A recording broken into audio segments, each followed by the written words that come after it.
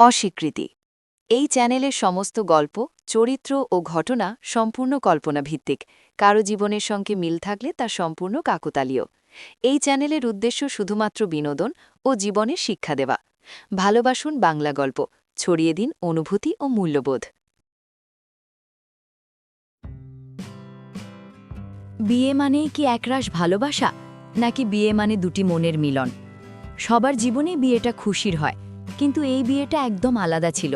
এটা ভালোবাসার কোনো গল্প ছিল না, এটা ছিল নিছক একটি কঠোর চুক্তি।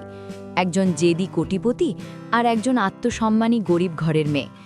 দুনিয়ার মানুষের কাছে এটা ছিল আশ্চর্যের। সবাই ভেবেছিল মেয়েটার কপাল খুলে গেছে, রাতারাতি সে রাজমহলের রানী হতে চলেছে। কিন্তু কেউ জানতো না সেই রাজমহলে ছিল মরুভূমির মতো হাহাকার। আর বিয়ের রাতে যখন সবাই হাসছিল, ঠিক তখন কোটিপতি নিভৃতে কাঁদছিল। শহরের সবচেয়ে বড় ব্যবসায়ীর নাম ছিল অর্ণব মালহোত্রা। অঢেল টাকা তার, বিলাসবহুল গাড়ি, বিশাল বড় বাড়ি। হাজার হাজার মানুষ তাকে দেখে ঈর্ষা করত। কিন্তু অর্ণবের চোখে এক ফোঁটাও শান্তি ছিল না। তার হৃদয়টা ছিল বরফের মতো ঠান্ডা। টাকা দিয়ে সে সবকিছু জয় করত। কিন্তু তার দাদু বিশ্বরূপ মালহোত্রা অর্ণবকে চিনতেন। তিনি জানতেন তার নাতির হাতে টাকা আছে, কিন্তু অন্তরে মানুষ নেই। দাদু যখন শয্যাশায়ী, তখন তিনি ডাকলেন অর্ণবকে। তিনি বললেন, অর্ণব, তোর সম্পত্তি তোর একার নয়। তুই টাকা পেলি, কিন্তু মানুষ হতে পারলি না। আমার এই সব সম্পত্তি আমি ট্রাস্টে দিয়ে দেব। অর্ণব চমকে উঠেছিল। দাদু একটা শর্ত দিলেন, যেদিন তুই একজন সাধারণ মেয়েকে যথাযোগ্য সম্মান দিয়ে স্ত্রী হিসেবে বরণ করবি, সেদিনই এই সম্পত্তি তোর নামে হবে।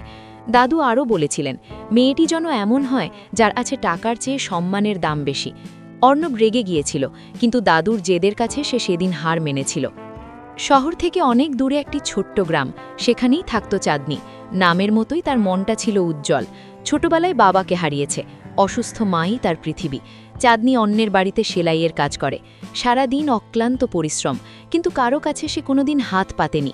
নিজের ছেঁড়া শাড়িতেও তার এক অদ্ভুত আভিজাত্য ছিল। অর্ণবের লোকেরা যখন চাঁদনির কুঁড়ে ঘরে এলো, সে অবাক হয়ে তাকালো। বিয়ের প্রস্তাব শুনে চাঁদনি সরাসরি বলল, আমি কারো দয়া চাই না, আমার সংসার যেমন চলছে তেমনই চলবে। অর্ণব নিজে এলো সেখানে। সে চাঁদনির চোখে চোখ রেখে বলল, আমি দয়া করছি না, আমি তোমাকে বিয়ে করতে চাই। চুক্তি সই হলো। অর্ণবের দরকার ছিল সম্পত্তি, আর চাঁদনির দরকার ছিল তার মায়ের চিকিৎসার টাকা। বিয়ে হলো রাজকীয়ভাবে। পুরো গ্রাম আলোকসজ্জায় জেগে উঠেছিল সেদিন। চাঁদনি ছিল একেবারে নিস্তব্ধ, তার চোখের পাতায় ছিল একরাশ বিষণ্ণতা। আর অর্ণব ছিল নির্লিপ্ত, তার কাছে এটা ছিল ব্যবসায়িক ডিল মাত্র। গ্রামের মানুষ বলছিল চাঁদনির ভাগ্য যেন আকাশের তারা ছুঁয়েছে, কিন্তু চাঁদনি জানত এই উজ্জ্বল আলোর নিচে কতটা অন্ধকার লুকিয়ে। বিশাল বড় সাজানো ঘর, ফুলের গন্ধে চারপাশ ম ম করছে। অর্ণব ঘরে ঢুকল। চাঁদনি ঘোমটা টেনে বসে আছে। অর্ণব কোনো কথা বলল না। সে জানালার ধারে গিয়ে বাইরের অন্ধকারের দিকে তাকিয়ে সিগারেট ধরালো। চাঁদনি ধীর গলায় বলল, আমি জানি এই বিয়েটা আপনার কাছে একটা দায়। আপনি যদি চান আমি কাল সকালেই চুপচাপ চলে যেতে পারি, আমি কাউকে কিছু বলবো না। অর্ণব চমকে তার দিকে তাকালো। আজ পর্যন্ত কেউ তাকে এভাবে মুক্তি দিতে চায়নি, সবাই তো তার টাকা চেয়েছিল।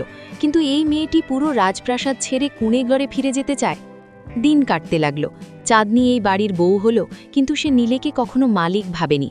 সে বাড়ির চাকরদের সাথেও সম্মান দিয়ে কথা বলতো, অসুস্থ শাশুড়ির সেবা করত। অর্ণব অবাক হয়ে লক্ষ্য করল, চাঁদনি কোনোদিন দামি গয়না বা শাড়ি নিজের জন্য চায়নি। সে পুরনো সেলাই মেশিনটাও শহরের সাথে করে এনেছিল। অবসর সময় সে সেলাই করত। অর্ণব একদিন জিজ্ঞেস করল, এত টাকা থাকতেও তুমি কেন এই কাজ করো? চাঁদনি হাসি মুখে উত্তর দিল, পরিশ্রমের টাকায় যে ভাত, তার স্বাদই আনাবা। টাকা হয়তো অনেক কিছু দেয়, কিন্তু আত্মতৃপ্তি দেয় না। অর্ণবের মনে হতে লাগল, সে যেটাকে এতদিন সফলতা ভেবে এসেছে তা আসলে ফাঁকা কলসি মাত্র।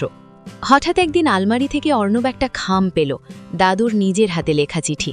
চিঠিতে লেখা ছিল, অর্ণব, আমি জানি তুই কোনো গরিব মেয়েকেই আনবি, কিন্তু মনে রাখিস, যদি তুই এই মেয়েটাকে একবারের জন্য কাঁদাস, তাহলে তোর সব ঐশ্বর্য ধুলোয় মিশে যাবে।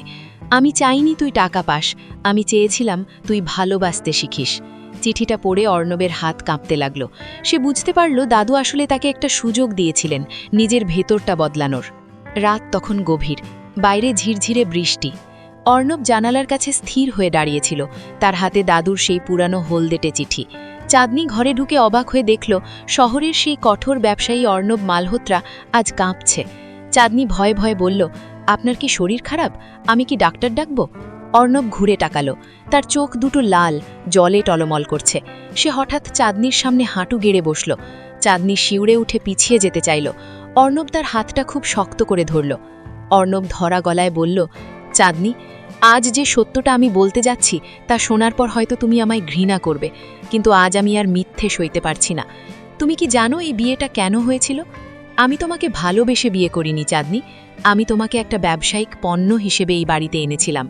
চাঁদনি পাথরের মতো দাঁড়িয়ে রইল। অর্ণব বলতে লাগল, দাদুর শর্ত ছিল কোনো গরিব মেয়েকে বিয়ে না করলে আমি 1 পয়সাও পাব না। আমার জেদ ছিল টাকা, আমার নেশা ছিল ক্ষমতা। আমি ভেবেছিলাম তোমাকে কিছু টাকা দেব আর তুমি সারা জীবন আমার কেনা গোলাম হয়ে এই বাড়িতে পড়ে থাকবে। অর্ণবের কণ্ঠস্বর কান্নায় ভেঙে পড়ল। আমি ভেবেছিলাম গরিব মানুষের কোনো আত্মসম্মান থাকে না, টাকা দিলেই বোধহয় তাদের আত্মা কেনা যায়। কিন্তু গত কয়েক মাসে তুমি আমায় ভুল প্রমাণ করেছ। তোমার ওই শান্ত চোখ, তোমার ওই ছেঁড়া সেলাই মেশিন আর মানুষের প্রতি তোমার অকৃত্রিম শ্রদ্ধা, এসব দেখে আমার ভেতরের অহংকার প্রতিদিন তিল তিল করে পুড়ে ছাই হয়ে গেছে। সে দাদুর চিঠিটা চাঁদনির দিকে বাড়িয়ে দিল। দেখো, দাদু লিখে গেছেন, আমি তোমাকে কষ্ট দিলে সব সম্পত্তি হারাবো, কিন্তু আজ আমার সম্পত্তির কোনো লোভ নেই। আজ আমার ভয় লাগছে যদি আমি তোমাকে হারাই। আজ আমি নিজেকে খুব ছোট মনে করছি। আমার এই কোটি কোটি টাকা আজ তোমার একটা হাসির কাছে খুব সস্তা। অর্ণব চাঁদনির হাতটা নিজের কপালে ঠেকালো। চাঁদনি, আমি জানি আমি ক্ষমার যোগ্য নই। আমি তোমাকে ঠকিয়েছি, তোমার পবিত্র বিশ্বাসকে আমি দাবার ঘুঁটি করেছি।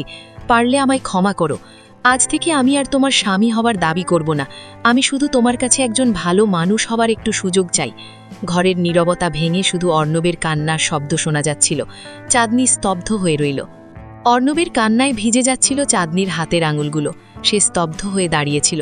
তার কানে তখনও বাজছিল, আমি তোমাকে পণ্য ভেবেছিলাম। যে কোনো সাধারণ মেয়ে হলে হয়তো রাগে ঘর ছেড়ে বেরিয়ে যেত, কিন্তু চাঁদনি সাধারণ ছিল না। সে ধীর পায়ে হাঁটু গেড়ে অর্ণবের সামনে বসল। অর্ণবের মুখটা নিজের 2 হাতের অঞ্জলিতে তুলে ধরল। চাঁদনির চোখে জল ছিল না, ছিল এক গভীর প্রশান্তি। সে খুব শান্ত গলায় বলল, আপনি নিজেকে ছোট ভাবছেন কেন? যে মানুষ নিজের ভুল স্বীকার করতে পারে সে কোনোদিন ছোট হয় না। আমি প্রথম দিন থেকেই জানতাম এই বিয়েটা একটা চুক্তি। অর্ণব অবাক হয়ে তাকালো। চাঁদনি মৃদু হেসে বলল, টাকা দিয়ে আপনি আমায় কেনেননি, আপনি আমার মায়ের প্রাণ কিনেছেন। আপনার দেওয়া টাকায় আজ আমার মা সুস্থ। সেদিন আমি আপনার কাছে কৃতজ্ঞতায় মাথা নত করেছিলাম, কিন্তু আজ আমি তোমার এই চোখের জল দেখে আপনার প্রেমে পড়লাম। ভোরের আলো যখন জানালার পর্দা ভেদ করে এলো, তখন মালহোত্রা প্যালেসে এক অদ্ভুত নিস্তব্ধতা। কিন্তু এই নিস্তব্ধতা আগের মতো বিষণ্ণ ছিল না। অর্ণব আজ অনেক ভোরে উঠেছে। সে দাদুর সেই সিন্দুক খুলে সব সম্পত্তির কাগজ বের করল। তার চোখে আজ কোনো টাকার নেশা নেই। সে বাগানে গিয়ে দেখল চাঁদনি শিউলি ফুল কুড়োচ্ছে।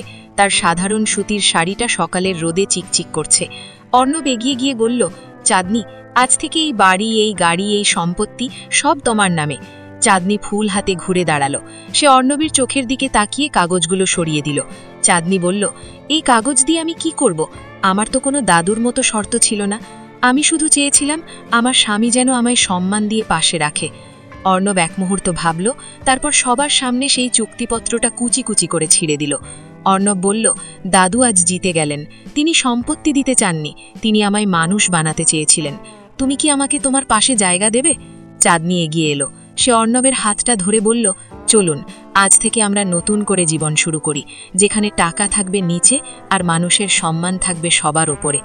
শহরের মানুষ অবাক হয়ে দেখল, মস্ত বড় ব্যবসায়ী অর্ণব মালহোত্রা আজ নিজের হাতে অসুস্থ মায়ের সেবা করছে। চাঁদনি আজও সেলাই করে, কিন্তু এখন সে নিজের জন্য নয়, অসহায় মেয়েদের স্বাবলম্বী করার জন্য। গল্পটা এখানে শেষ নয়, গল্পটা এখান থেকেই শুরু।